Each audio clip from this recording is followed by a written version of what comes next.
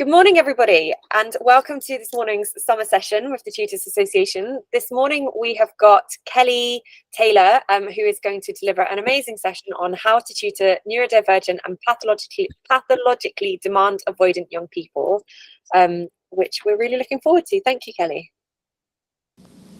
No problem. I think I've done quite a lot of these things before, but in quite a bit of a smaller scale. So if everyone can just bear with me, because I'm used to working with Microsoft Teams and not Google. So I might be a bit slower when I'm screen sharing and things, but it's really lovely to see everybody. I've noticed there are a few familiar faces, either from Tutors Association events, but also from my personal endeavours through Live to Learn and tutoring. So thank you for joining today. Generally, when I do a presentation, I definitely find it easier if people are muted, and then at periodic times throughout the presentation, I will sort of say, you know, if anybody does want to contribute, then just pop your hand up and we can come round and can discuss any elements with different people. So I think a bit of background about me. So I started tutoring over 10 years ago now, and I own an organisation in Exmouth called Live to Learn Education, and we're really passionate about all-inclusive education. We are really passionate about neurodiversity and the inclusion of all young people, no matter what neurotype they have. And it works really, really well for us. And I'm really wanting to share what we do and how we do it with other professionals, parents, tutors, anybody who's interested, because we feel that the world's still catching up with regards to educating neurodivergent young people and pathologically demand avoidant young people. And the more people, the more tutors and educators and teachers are aware of PDA and neurodivergence and the complications with educating these neurotypes, the better, because it then makes education much more accessible for all young people, because everybody is completely unique and everybody doesn't fit one system. And we just tend to find that a lot of the young people we work with are young people who don't necessarily suit the mainstream system of education in the UK. And so therefore we've really specialised and focused on making things very, very inclusive. And I am excited to share this with everybody today. And I'm hoping that you'll all be able to take some knowledge from today.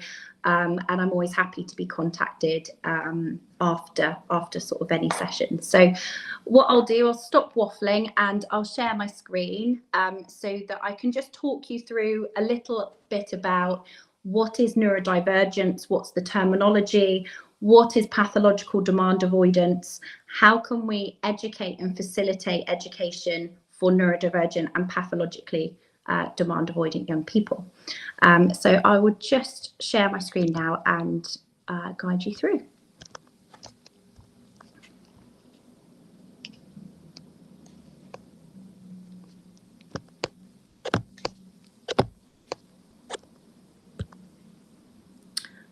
Perfect. Okay. So the first element I really wanted people to be having a think about is, what is your take on pathological demand avoidance? So as a parent, as an educator, tutor, teacher, you may have come across a profile called pathological demand avoidance. And I just wanted you to take a moment to think, you know, what do you think pathological demand avoidance is? If you were to name or describe pathological demand avoidance, what would that be?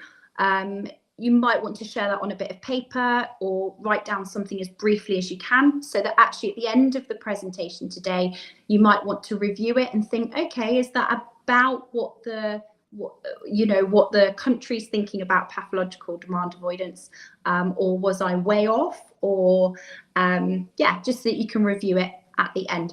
So if you just want to take a little bit of time, just probably, you know, half a minute or so, just to write down what you think pathological demand avoidance is. And when I've done this in the past, I've seen a lot of really interesting descriptors and a lot of really interesting write-ups as to what people think it is, what they believe it to be, and also what it isn't.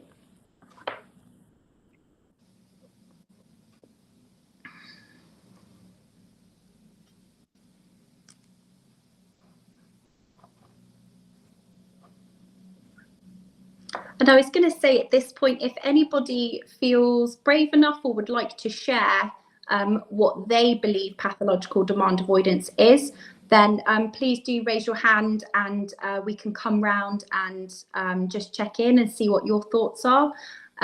Equally, if you really don't feel comfortable with that, there's absolutely no pressure whatsoever.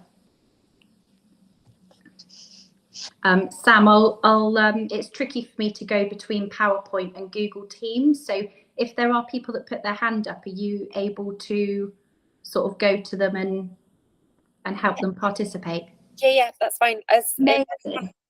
When anyone raises a hand, I will, I can talk this side. Perfect. Amazing. Thank you. Perfect. Was there anyone that did want to share what their thoughts are on pathological demand avoidance? Natasha, was that a hand or an accidental hand? Natasha. Hi, I'm happy to have a go. Perfect. Yeah. What are your thoughts? My understanding is that it's sort of an extreme avoidance to any external demands placed on students that can cause, I suppose, internal suffering to them. Yeah, and I think that's a really good succinct way of thinking of it. And I think as we go through the presentation, you'll learn why there isn't a definition for it technically at the moment, and that there's quite a lot of space for interpretation. But yes, that element of extreme avoidance of demands is definitely key, and the repercussion of PDA is or can be very intense internal feelings of fear and dysregulation. So it does pretty much hit the nail on the head with that one, which is great. Thank you for sharing. Okay, so first off, I wanted to say that pathological demand avoidance is quite often abbreviated into PDA. So PDA at the moment doesn't exist in the Diagnostic and Statistical Manual of Mental Disorders within the 5th edition, or the ICD 10th edition. So PDA isn't a standalone diagnosable condition or neurotype. So with there being no official definition, there are lots of different sources that seek to define PDA basically. So I've just taken a few of them that I found online, some that I feel are more accurate, some less accurate, and some that many people within the neurodivergent community are using at the moment. So the Childmind Institute says that PDA is going to extremes to avoid or resist anything that they perceive as a demand, which is really close to what Natasha shared. The National Autistic Society states that PDA is a profile that describes those whose main characteristic is to avoid everyday demands and expectations to an extreme extent. So very much keeping in line with the Childmind Association. Cerebra, which focuses on brain development and brain damage, they clarify that PDA is a pervasive developmental disorder separate from but related to autism. And Tom Lynn Wilding, who is a massive advocate for neurodivergence, would describe PDA as a pervasive drive for autonomy, which some people within the neurodivergent community like that take on PDA, and others really don't. So it's I think when we're looking at neurodivergence and PDA in general, there is a lot of discrepancy around what terminology to use with different people. And I think for me, what I found over time is that it's best to just ask if we're working with a young person who is autistic, it might be that a parent prefers us to say that their young person is autistic or is diagnosed with autism or is on the autistic spectrum. And in order to, I think, iron out any uncertainties, I definitely recommend discussing with parents as to how they like you to discuss and use terminology surrounding their young person. Okay, so pathological demand avoidance, the term was first derived by Professor Elizabeth Newson in the 1980s to describe basically a profile of young people who were observed as not fitting a typical autism profile, but were identified as having traits of what we now call neurodivergence and high needs within communication and interaction. So actually it was in the 1980s that pathological demand avoidance was first established as a profile for young people, which was a really quite significant long time ago, especially considering that PDA hasn't made its way into the DSM and isn't formally diagnosable or doesn't have a formal descriptor yet. I think it's we're working a bit behind the times with PDA at the moment. So what I wanted to clear up for any people that might not be quite so aware, of the terminology with regards to neurodivergence, neurodiversity, neurotypical, all of this terminology can get quite confusing. So essentially, when we talk about neurodiversity, the neuro part of the word means brain, and diversity obviously represents diversity and the diverse nature of people. So when we use the terminology neurodiversity, we are talking about everybody's brains that are together, every different type of brain that's together. And essentially, everybody is part of the neurodiversity. We all have different brains that all collaborate and make society work as a successful and interesting place. So neurodiversity actually describes all different brains being together and how every brain is different. What we can sometimes see as well is descriptors such as neurotypical. So again, we've got neuro, which means brain, and typical, which, you know, we can derive, can sometimes be referred to as normal. I don't really like that terminology of having a normal or an abnormal or a normal or different brain. So neurotypical is a little bit up for dispute at the moment within terminology for neurodivergence and neurodiversity. But neurotypical is essentially a brain that is wired in a more typical way. It's the type of brain functioning that the majority of the population has, and it's the type of brain that's used more consistently in health and medical studies that aren't related to neurodivergence. So when we come to apply things within the educational field, a lot of studies on education are still very much based on young people who have what we would call neurotypical brains, which makes it very challenging for us as a country to have a curriculum that can meet the needs of neurodivergent brains, because there still isn't enough research there within the educational field. So we are very much in the UK in a system that is very geared up for neurotypical young people, because that system was derived before we had so much knowledge of neurodivergence. So moving on then to the term neurodivergent, again, we've got neuro, which means brain, and divergent, which can mean basically less typical. So this is a brain that is wired in a less typical way. It's the type of brain functioning that the minority of the population has, and it's the type of brain that's often associated with behaviours, mannerisms and abilities that are different to neurotypical brains. Okay, so we have neurodiversity then, which is everyone's brains together, neurotypical, which is the majority of the population's brains, and neurodivergent, which is considered the minority of the brains that a population has. All of them have their strengths and weaknesses, and all of them must work together in order to provide a society that is successful. Okay, so again, just a little bit of time to bring the presentation back to you guys without me waffling quite so much. I'd like you guys, if you can, to have a think about how many types of neurodivergent brains you can name. Again, you could write them down on a piece of paper. we discussed, Sam and I discussed the chat box actually earlier and said it doesn't work that great for Google for me while I'm presenting. So again, if you guys did want to jot down and think of how many types of neurodivergent brains you can come up with, we could maybe do another round of sort of put your hand up and you can potentially share anything that you would like to as to the types of neurodivergent brains. So we'll just spend about half a minute just gathering as many types of neurodivergent brains that you can think of as possible.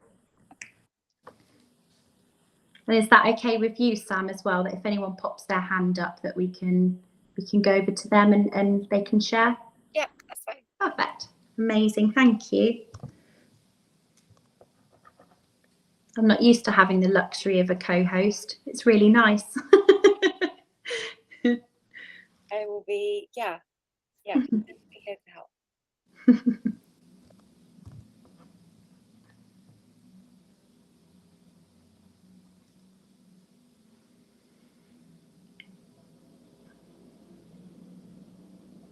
Okay, so again, if anybody does have anything that they'd like to share or any neurodivergent brain types that they can think of, please do pop your hand up and share.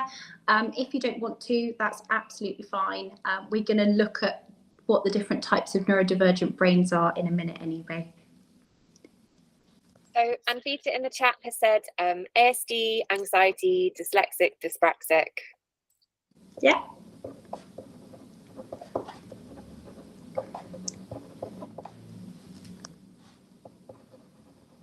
Yeah, really good. And I think there's definitely, there are definitely certain neurodivergent brains that we are more aware of as a society than others. And again, it's a really big debate area as to what is considered a neurodivergent brain and what isn't. Where is that line between a majority and a minority?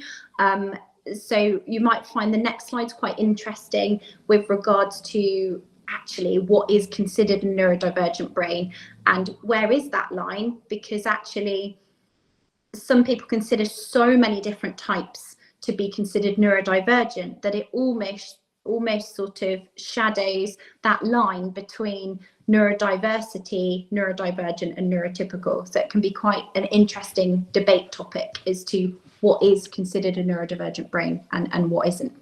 But yeah, absolutely. Within the education community, what we see a lot of is ASD. So that's obviously the abbreviation for autistic spectrum disorder. Again, that can be termed as ASD, it can be ASC, autistic spectrum condition, it can be autism with autism. All of those basically look at a brain that's considered autistic. Anxiety is a really big one. Dyspraxic, dyslexic, absolutely, all ones that come up quite a lot within schools and within education. We've also had from Natasha, we've got dyscalculia, Yeah. intelligence, gifted, executive functioning disorder, and sensory processing disorder. Yeah. And somebody else has also written ADHD and DID. Yeah. I could definitely add ADHD as well, which is kind of like the new kind of mix of somebody having both autism and ADHD. Yeah. Yeah. Those are the chat so far. Yeah, amazing. Okay, good. Yeah, they're really good. And actually what I really liked about some of the contributions there, that it included sort of gifted and talented. So I think there's very much this consensus that a neurodivergent brain is a brain that is autistic, ADHD, SPD, dyspraxic, dyslexic, and they're very often associated with quite negative barriers to education, which actually when we reframe how we educate neurodivergent young people, everybody has talents and skills that are absolutely essential no matter what brain type they have.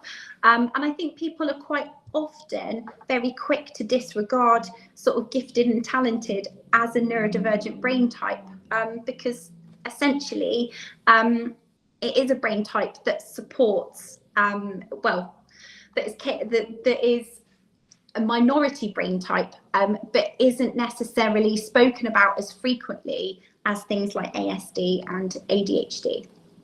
But yeah, amazing. Okay, so this is just a non-exhaustive list of some, or what people consider some neurodivergent brains would be. So it's a really big list, and there are loads of other elements. And like I say, I really liked the inclusion of gifted and talented in there as well. If there are any abbreviations in there that you're not quite so aware of, then please let me know. I have included some of those abbreviations around the outside of the slide. So we've definitely got our sort of ADHD, our SPD, sensory processing. We've got our dyslexia, dysgraphia. We've got dyspraxia, dyscalculia, autism. You've got borderline personality disorder. You've got OCD, Down syndrome. You've got, you know, so many different elements that are considered neurodivergent with regards to brain types. And like I say, it can get a bit tricky, because where is the line? You know, within the general community, we might be somebody who suffers or has something like PTSD. Therefore, do we become neurodivergent, or are we still neurotypical with PTSD? It's quite a challenging concept within the education community, but the medical community as well, as to where that line is. Okay, so PDA is basically a type of neurodivergent brain, and it is often, so in over 75% of cases, PDA is often co-occurring with other neurodivergent traits. So it's very, it's only 30% of the population with PDA, or who have PDA, who aren't diagnosed or aren't labelled with another type of neurodivergence. It tends to be something that is very strongly co-occurring with other elements. So I do like the diagram on here with the different areas of neurodivergence, but I think it's a bit misleading, because it sort of gives the impression that PDA in the middle is a combination of autism, ADHD, ODD, trauma, anxiety, and all of those things in one. It's actually not. It's just the diagram trying to represent that neurodivergent brains basically co-occur with regards to the different traits that they have. PDA, like I say, 70% of PDA young people do have co-occurring other neurodivergent traits. So that can be autism, ADHD. They are the most common neurodivergent traits that you see alongside pathological demand avoidance, alongside very, very strong anxiety. So PDA is very, very anxiety based, and PDA is essentially a nervous system disability, where somebody's nervous system is feeling constantly heightened through no active control of their own. So I apologise, this is a bit small, so I will sort of go round and just describe what's on the poster here. But I personally work with a lot of PDA, so I can find it quite easy to recognise a PDA profile in a young person. Often that can happen before parents notice it, which can be quite interesting as an educator. I'm sure there are other tutors here who have worked with young people and had a gut feeling and an instinct of neurodivergence and thought, right, is this something that I discuss with the parent, or is this something that I keep to myself for when the parents then come to me? Can be quite a tricky place for us as tutors and educators. But when you're looking at recognizing PDA, what you'll often find is that it'll be a young person who doesn't perceive social hierarchy, so doesn't perceive that there are authoritative figures in their lives, whether that is a teacher, a policeman, a parent. Actually, in their view, the way that their brain works is that actually everybody is on an equal plane. We are all humans, and there aren't people who have more control over me than I have over me. Which can be very interesting within educational settings, where there is obviously a dependence on hierarchy and authority in order to support education in classrooms. Another thing you might see from a PDA profile is the use of social strategies as part of their avoidance. So in order to avoid particular demands, you would find a young person trying to distract you, or completely changing a topic, or making themselves completely immobile, dropping to the floor. There are lots of different ways and very clever strategies that a PDA young person can use to avoid demand and distract from demand. What you might also see from a PDA young person is quite obsessive behaviour that comes from that place of nervous system disability and comes from that place of anxiety. My daughter is PDA, so from a professional and a personal perspective, I get to experience all the wonderfulness of PDA. My daughter's obsessive behaviour is about me, so I've got to be her anchor, I've got to be her grounding, I've got to be her co-regulator at all times. And quite often what you'll see from a PDA profile is that that young person will have an obsession, usually over a person or an animal or a thing that helps their nervous system feel safe. Sometimes within education settings, you might see this as sort of obsessing over only having a TA just for themselves. You might also see this as obsessive behaviour of having to have a certain area of the classroom that is theirs, or having to have a certain pen. All of those things feed into that nervous system disability and calming that down.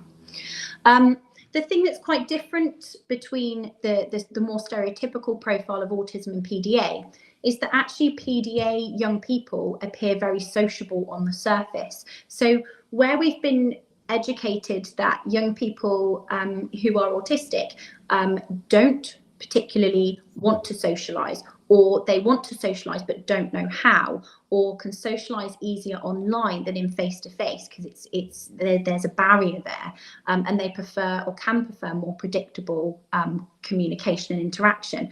PDA, you'll often find young people who are almost overly confident to approach other people, still don't understand social boundaries or the deeper levels of social communication, but actually are usually quite outgoing and appears very sociable, which can make it really tricky to recognise PDA in young children because they appear sociable. So therefore they can't have PDA because PDA is part of autism or an autism profile, and so it can be quite tricky for schools and educators to recognise PDA if we're basing it on their social interactions. So more elements of recognising PDA would be that the young person resists and avoids the ordinary demands of life.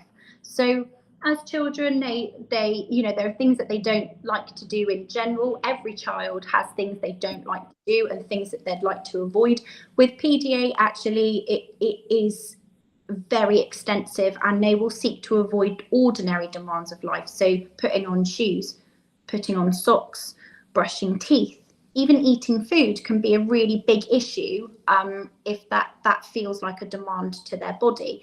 The difference between, the difficulty with PDA and the avoidance of ordinary demands is that quite often with PDA, they end up sacrificing things that they want to do because their body cannot manage the demand, which can be really, really heartbreaking to see a child who really wants to achieve something, but they can cognitively achieve it, but they just can't do it because at that moment in time they're perceiving a loss of autonomy, a loss of control, and therefore they can't write anything on a piece of paper, for example, because their body is saying that's not safe at that moment in time, even though they really want to do it. I always think it must be so incredibly frustrating for young people and adults who have a PDA profile to almost live with an internal battle.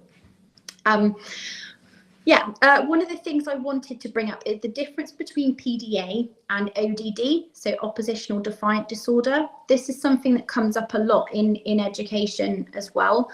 What is the line between, avoidance of demands and sort of other avoidance of demands and oppositional defiant disorder?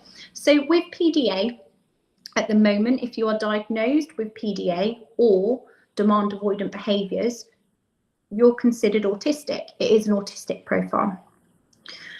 If you're diagnosed with ODD, you are not necessarily autistic. You might be, but ODD is a standalone diagnosis that doesn't always co-occur with autism. So PDA is driven by high internal anxiety that doesn't respond to traditional parenting methods and firm boundaries. This includes in education as well. So, you know, PDA doesn't really respond to sticker charts, reward charts, or going to the head teacher's office, or you know, having to have time out during break time. It's not something that responds to that. ODD is considered a behavioural disorder that is responsive and can be responsive to more traditional parenting methods and firm boundaries. So there are ways in which ODD can be supported actively through parenting and teaching, because it is considered, yes, a behavioural disorder, but a behavioural disorder that can be trained, because it's not always coming from the limbic brain system, which is the fight, flight, freeze brain system, although at times with ODD it does as well.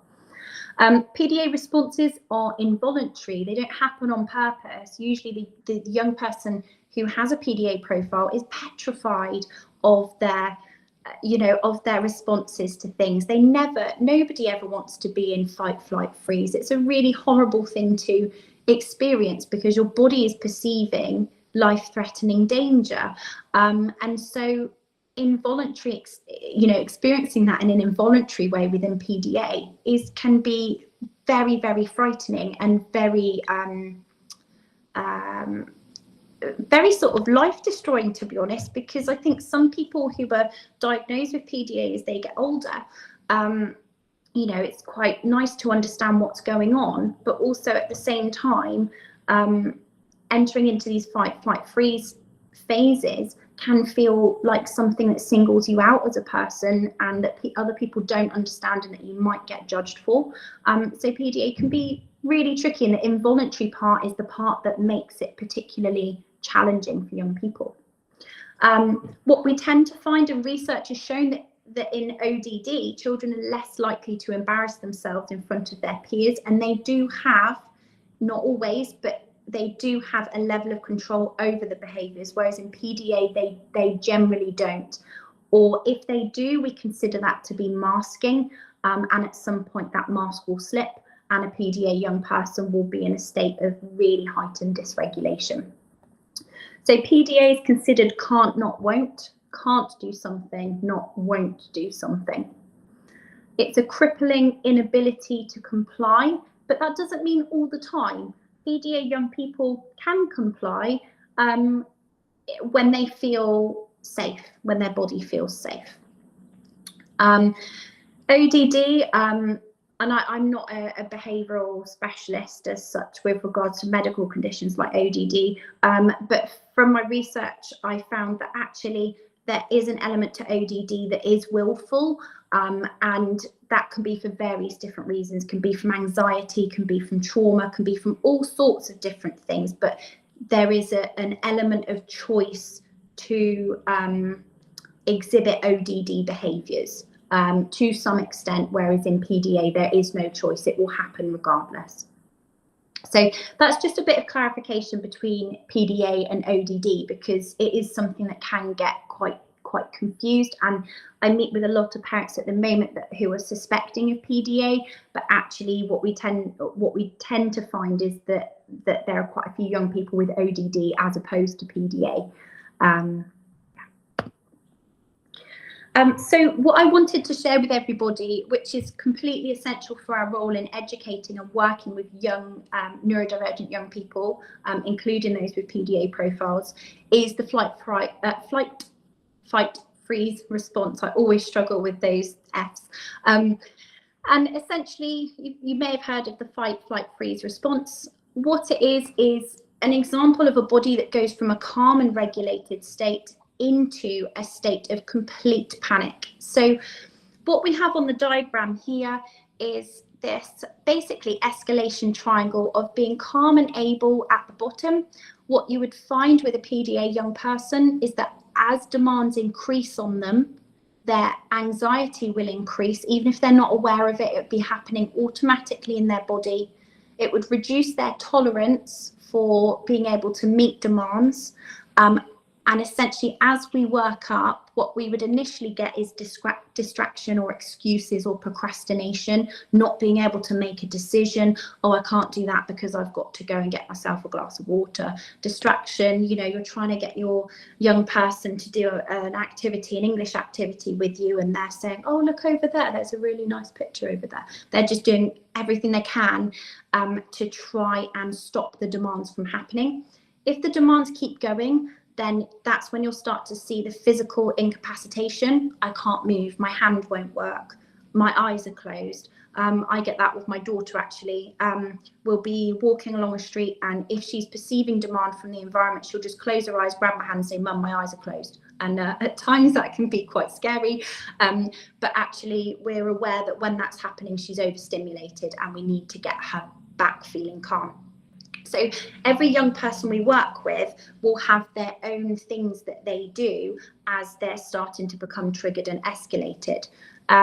One of the ones that we see particularly with younger people is a withdrawal into fantasy.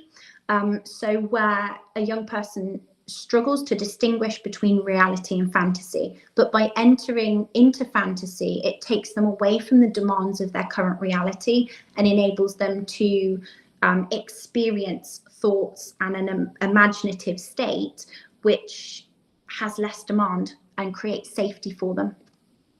What you'll often find is that meaningful conversation is reduced as the demands are increased. So if a young person's becoming heightened, what you might start to get is single word answers. You might start to get a young person who's just making noises, or starts talking in baby language, or might start hissing or growling, because actually their body's perceiving threat, and their ability to communicate effectively, which happens in the frontal lobe of the brain, will be stopping and will be reducing as their body goes into their limbic brain, which is their flight, fight, freeze response. Another thing that we see from PDA just before we hit the panic zone is either a young person who tries very rigorously to take control of a situation. Sometimes we can see that as aggression. We can see that as physically moving people. Taking control can be complete refusal. No, I'm not doing that. I'm doing this instead, and going off and doing whatever that thing is. Or what you might also see is a complete compliance. So a young person who has showed various different things on the triangle up until this point, and then all of a sudden they look like they've completely switched, and they're all of a sudden doing the things you've asked them to do, and you know, all seems really well. However, if we then continue placing demand on them, we might see a very quick 0 to 100 response of agitation, shutdown, aggression, run away, self-harm. All of those behaviours happen when a young PDA or neurodivergent young person is in fight, flight, freeze. They're in their limbic part of their brain. They cannot access their frontal lobe where a higher functioning takes place. Therefore, they are essentially in shutdown. Their body feels like they are a caveman and there is a lion running at them. And that is all their brain can focus on, is that feeling, which is really devastating and can really get in the way of, you know, obviously education and supporting our young people. Melanie has raised a hand. Yeah, absolutely. Yeah, that's fine. Hi, Kelly. Hi. Can you hear me? I can, yes. Yeah. Okay, I just wanted to ask, if a child gets to the point where you're saying complete compliance, if they're doing what you kind of asking them to do, or they've gotten, you know, and you just take pressure off and you don't, will they continue doing that, or is that just a precursor to a rapid escalation? You know, do you know what I mean?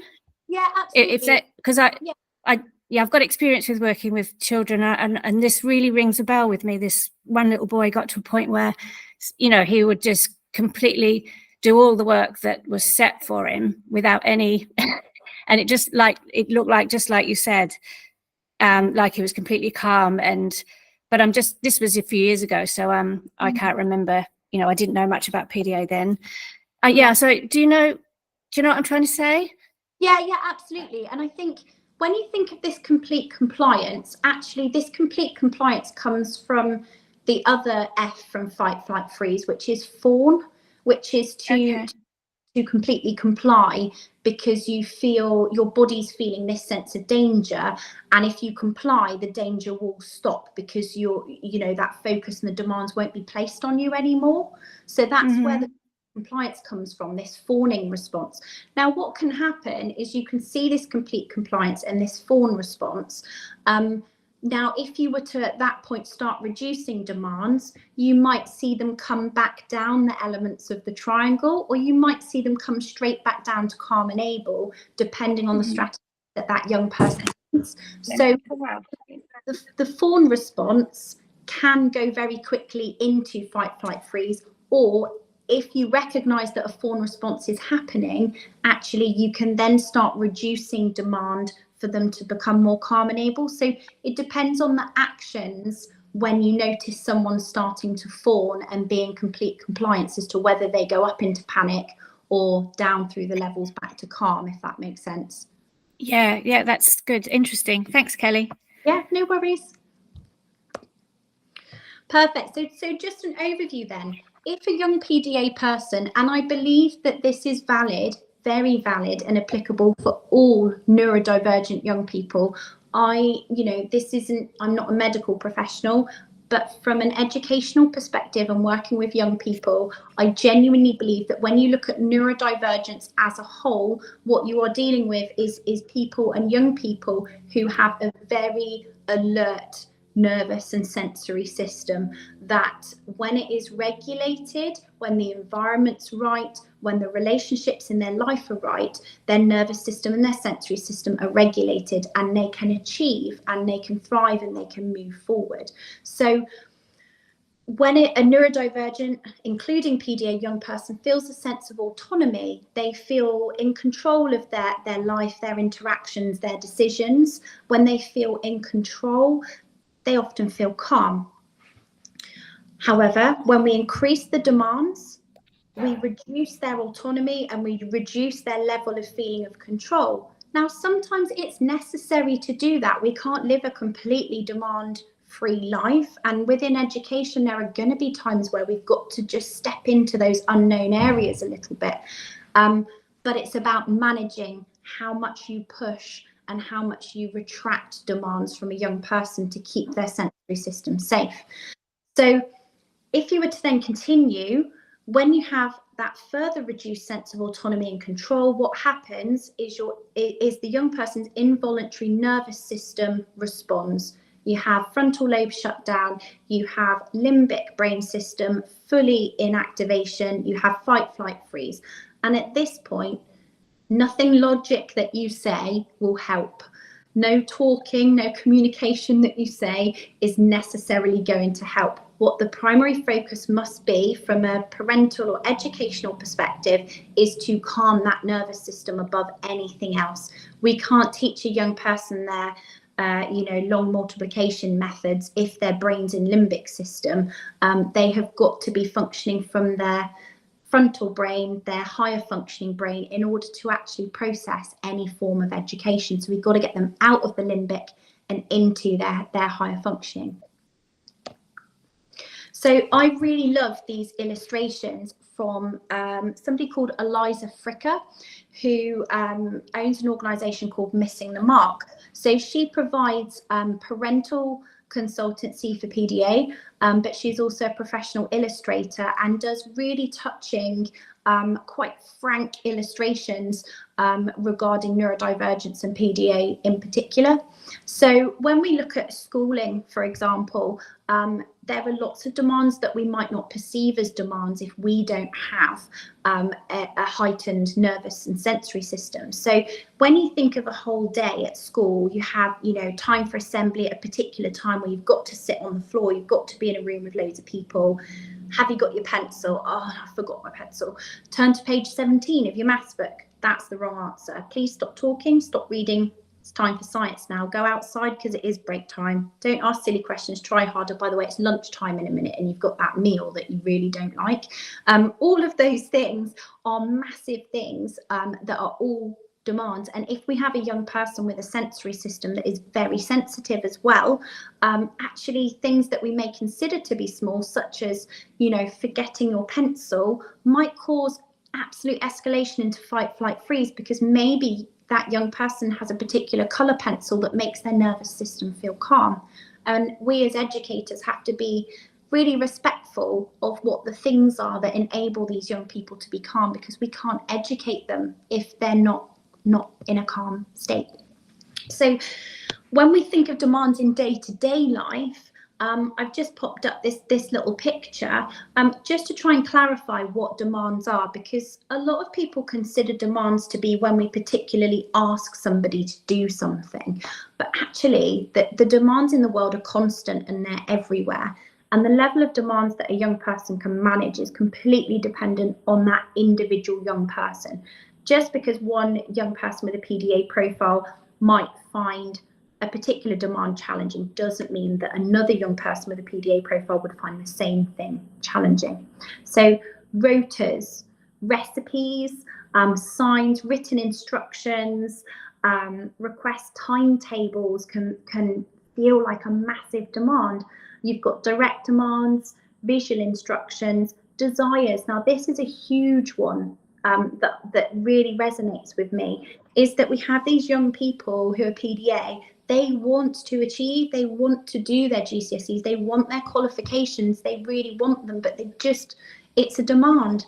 They can't do it. It makes them feel unsafe. So how can we facilitate that as educators to help young people get to where it is that they want to be? So when we think of tutoring and educating young people, what demands can we think of when you're actually tutoring or educating? So whether you're a home educating parent or a tutor or a teacher, maybe for 20 seconds or so, just have a think about what demands are there when you are educating a young person. But don't be alarmed when you think about how you educate a young person and how you recognise that there might be a lot more demands in educating than what we realised. That's quite a normal realisation. We can't make education demand free. That just doesn't, you can't learn if there aren't any demands on somebody of some form. But yeah, if you've got any demands that you recognise from your teaching practice or educating practice that you want to share, then do feel free to pop your hand up. It might be useful for other people to also zone in on the different demands that you feel happen when you're educating a young person.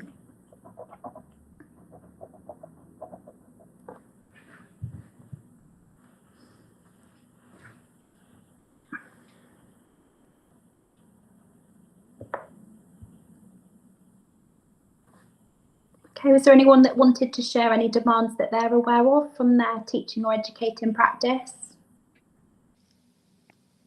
No, like I say, no problem. If not, we can move forward. No problem. Oh, sorry. In the chat, Natasha has written questioning to check for learning. Yeah. Because as educators, it's really drummed into us, like we can assess and observe how a young person initially approaches a task or an activity, and then do the teaching element, the sharing of the actual information and the application of that, and we can make that as fun and lovely as possible. But when we train to become teachers, the next step of that is quite often, right, well, where's your assessment for learning? Right, where are you writing down, or where are you observing, or where are you taking on board that this person, the young person, has definitely learnt from their experience of being with you and having their education with you? So absolutely, assessment for learning is a big one. Yeah. And how can we do that in a low demand way? Is it possible to potentially do that in a low demand way? We'll have a look at that just now. Sorry, I am waffling a bit. I'm going to try and flick through a bit quicker. PDA is a particular interest of mine personally and professionally, so I can waffle about it for days. Kelly, you're definitely not waffling. It's I really feel like there's just so much to cover though. And personally, like, you're covering it in such great detail. Like, I'm finding it really helpful. Good. So yeah, please, Perfect. carry on as is, please. Thank you. No problem.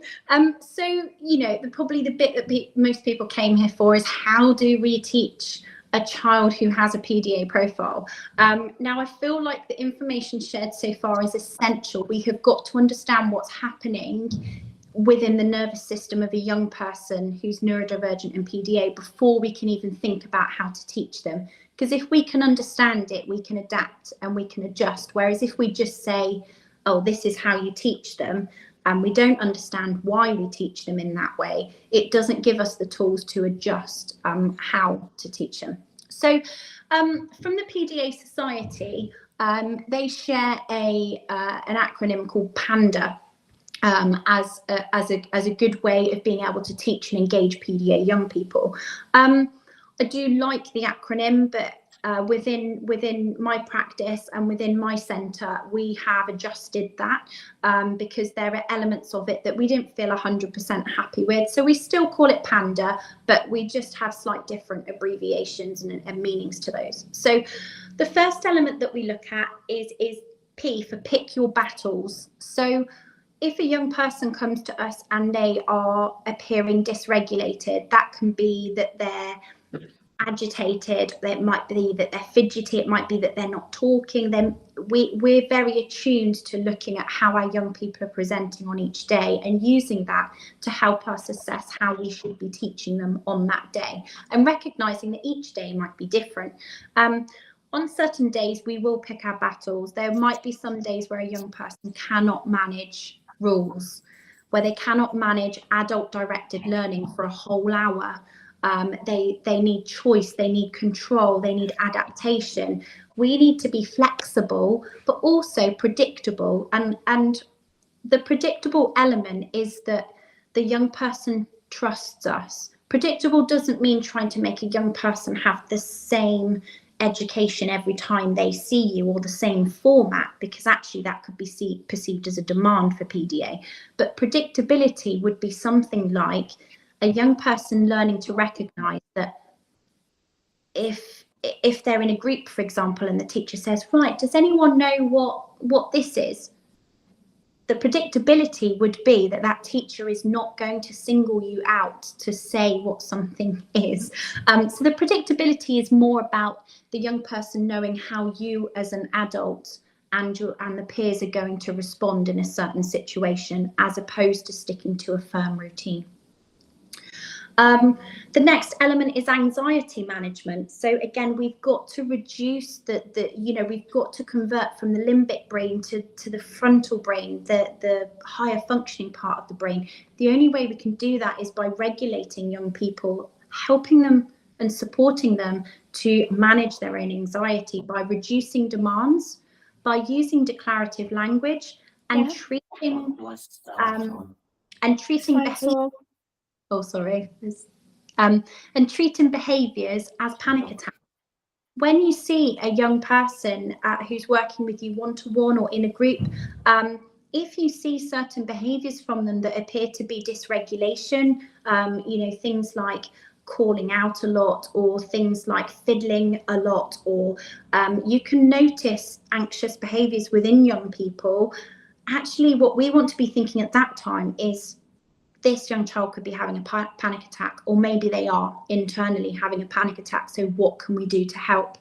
And from working with young people as tutors, especially one-to-one in small groups, it's so much easier to see and to recognise the different behaviours from young people, but also to understand what they need at that moment in time. And a big thing for us is that as educators, we are co-regulators for our students.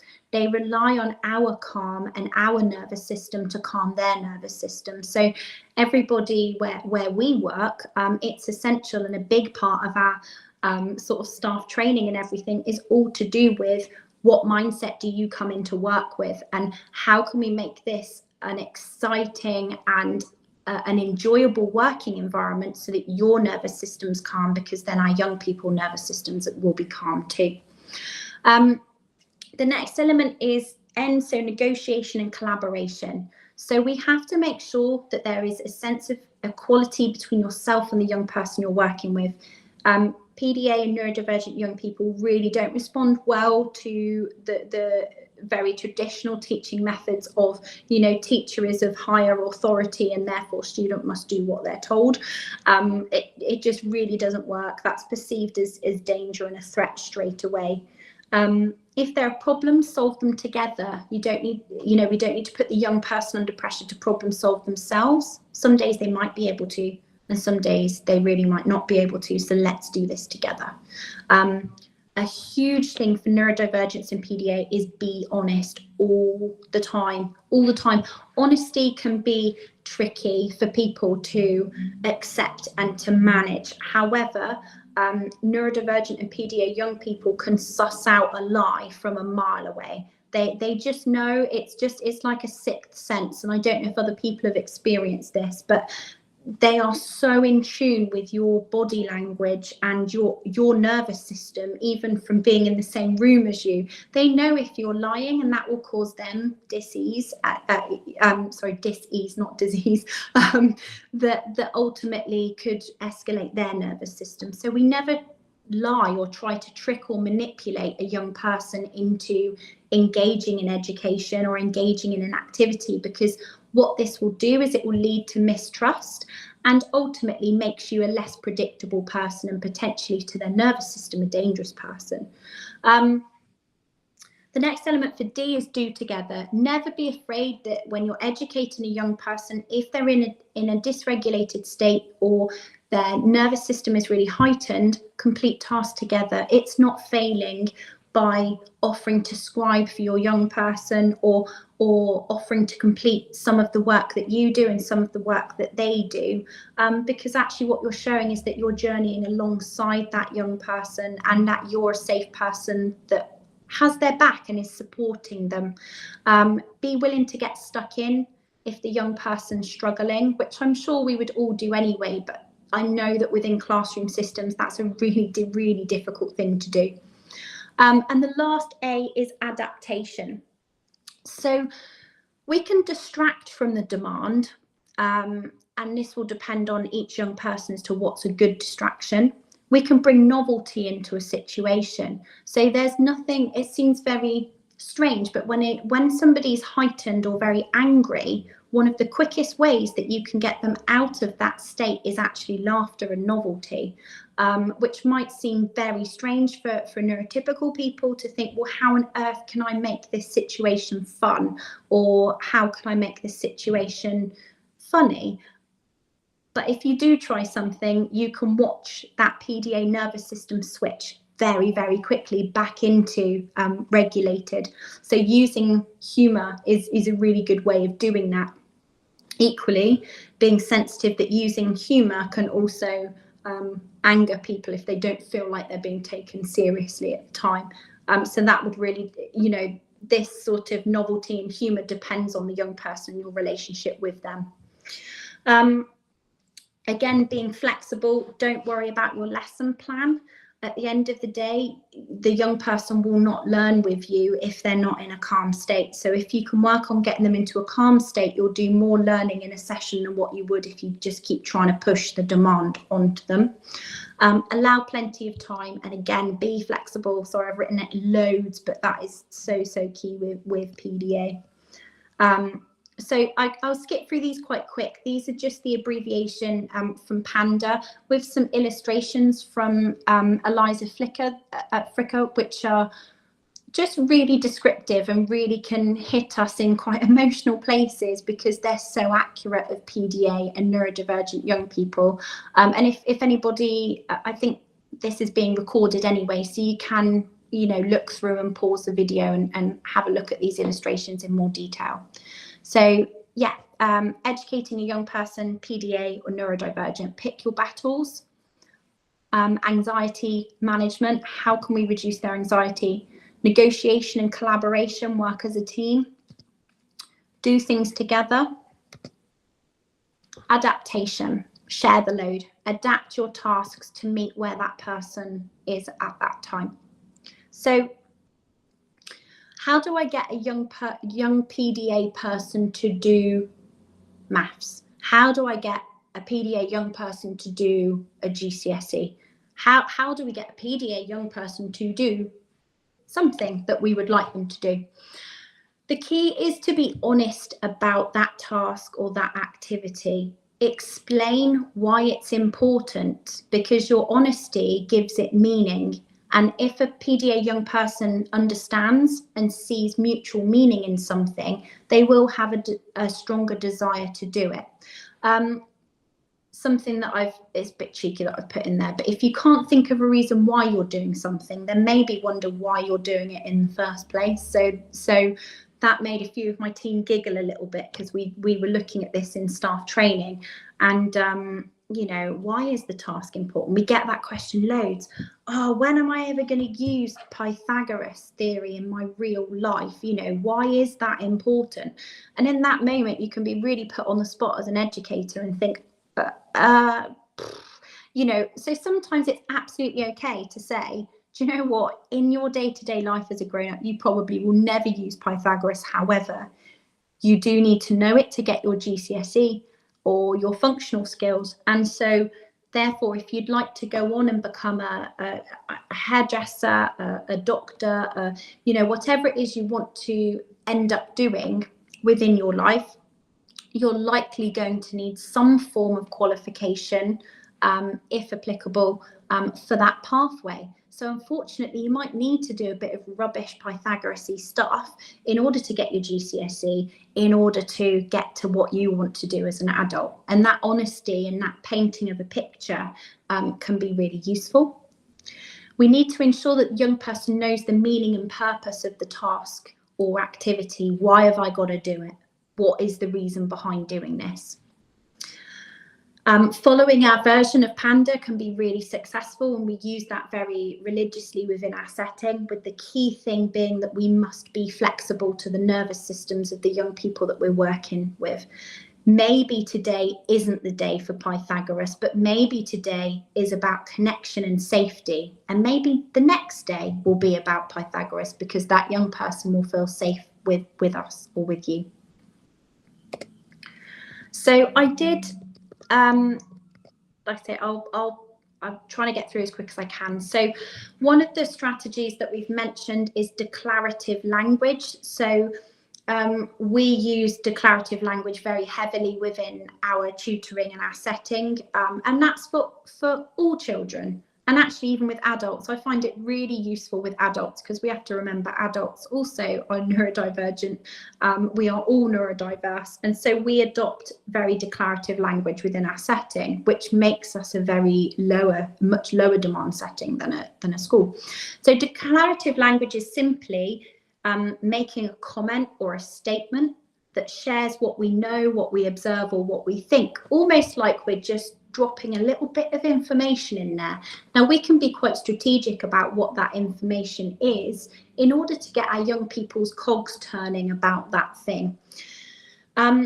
So yeah, it's about making comments or statements. It's not about asking a question, or it's not about demanding that the young person actually does something. It's making a factual statement or comment about what you think, what you observe, or what you know, but also using language that is depersonalized and non-direct.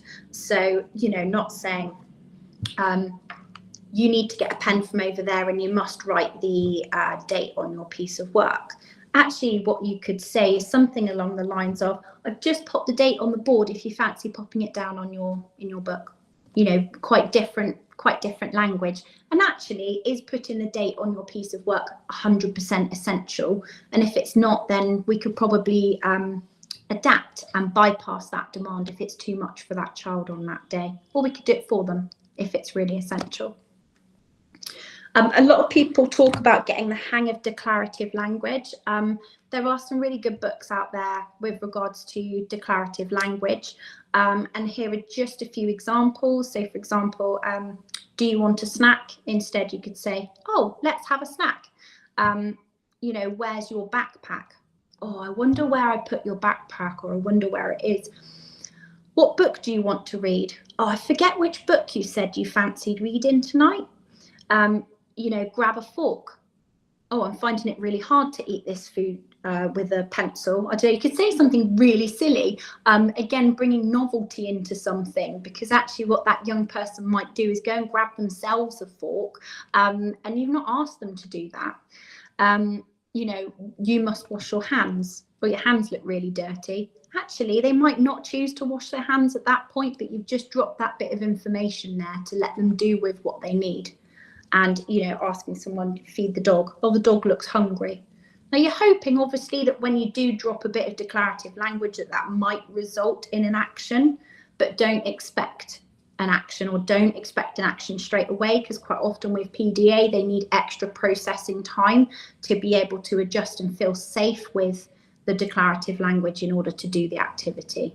So I am right at the end now. So I'm just going to move that over. I think something, I mean, this is from 2018, so it's actually quite old now, and I would have thought the statistics are most likely higher than this.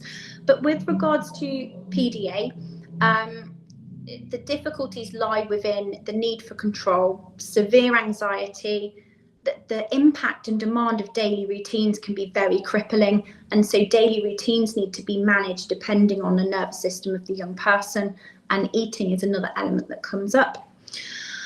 There's just some statistics on here that just suggest that 52% of people who access local services have deemed that there hasn't been any help for them at all with regards to PDA. 31% of those with a diagnosis for PDA consider it to be correct, and 49% include the mention of pathological or extreme demand avoidance.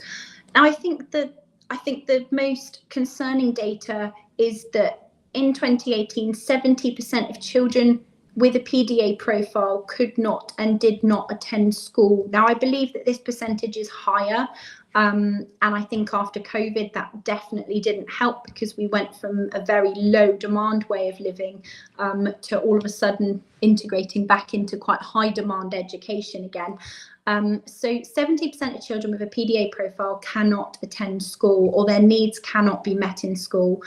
Some can, 30% can. Of that 30%, generally, they would need an EHCP with additional funding in order to access a school, and would need a lot of provision to help them. So that leaves us as tutors in a place where we are working with a lot of PDA and neurodivergent young people whose needs can't be met in school. So our understanding of neurodivergence and PDA is really key, because we're the ones there sort of catching the ones that unfortunately might not be catered for within the mainstream system.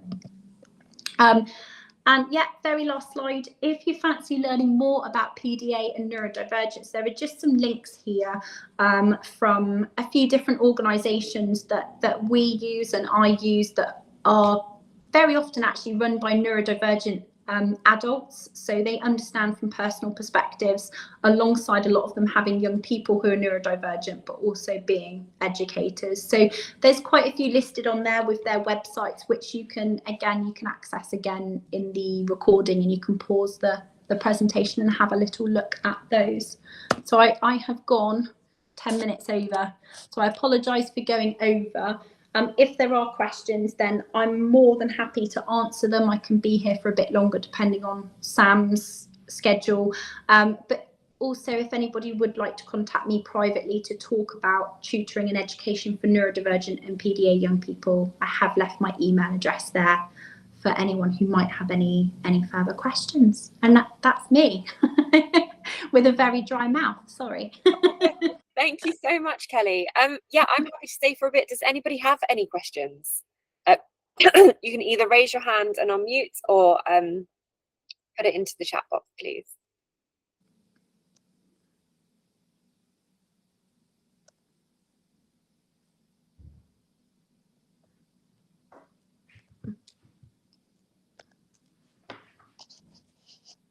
Any questions?